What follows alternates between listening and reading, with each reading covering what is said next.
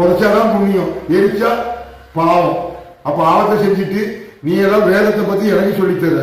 சொந்தக்காரன் குடிச்சிட்டு நல்ல ஆடல் பாடல் நிகழ்ச்சி நடத்தி கொண்டு போய் எரிச்சு கரிமேகம் போய் உன்னை எரிச்சு இந்த பொருளை அடிச்சு கரிமேகம் ஆக்கி 3 நாள் சாம்பலை எடுத்துட்டு இறைவா என் சொந்தக்காரனை காக்காவாக்கிரு, இறைவா என் சொந்தக்காரனை நாயாக்கிரு, கடவுளே அவன் பண்ணி மாதிரி குட்டியா போட்டுக்கிட்டு இருக்கணும்.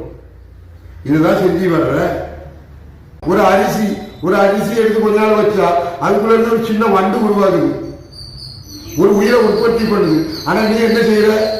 நீ எரிஞ்சு ஒரு புழு பூச்சி கூட உன் உடம்புல இருந்து உற்பத்தி பண்ண மாட்டேங்கிற. எரிச்சு வேற பெருமையாயிடுது, கரிமேகம் வேற பெருமை. இதை காப்பாத்திக்கோ. புழு பூச்சியை உருவாக்கி பல உயிரினங்கள் உருவாகுது உன் உடல்ல இருந்து. நீ மறுபடியும் தோன்றி வருவ இந்த ஒளி மூலமா. இது சொன்னா உனக்கு பிடிக்கல. அதெல்லாம் நிரூபிக்க வேண்டிய தேவை கிடையாது, புரியுதா? என் புத்திய திசை திருப்ப வந்த சகுனிகள் நீங்கெல்லாம். நாங்கெல்லாம் ஒரு குரூப்பு என்ன செய்றீங்க? கண்டுபிடிக்கிறோம். அந்த அழிவில்லாத அரசனை கண்டுபிடிக்கிறோம். எப்படி கண்டுபிடிப்ப? அவன் உலகமே இருட்டாக போகுது சொன்னான். அது உனக்கு புரியுமா? உலகமே இருட்டு அர்த்தம் என்ன? சிவராத்திரின்னு அர்த்தம். ஈசா ஜக்கி வாசுதேவ் 3/9/1957 பிறந்தான்ல சகுனி.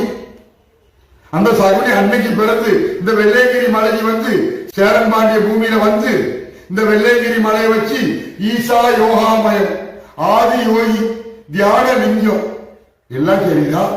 உடம்பை எரிக்க எரிமலை ஏன் கொண்டு வந்த? இந்த வெள்ளையங்கிரி மலை ஓ அப்பனுடையதா? இதை கேட்பதற்கு நான் இந்த மலைக்கு வந்திருக்கிறேன்.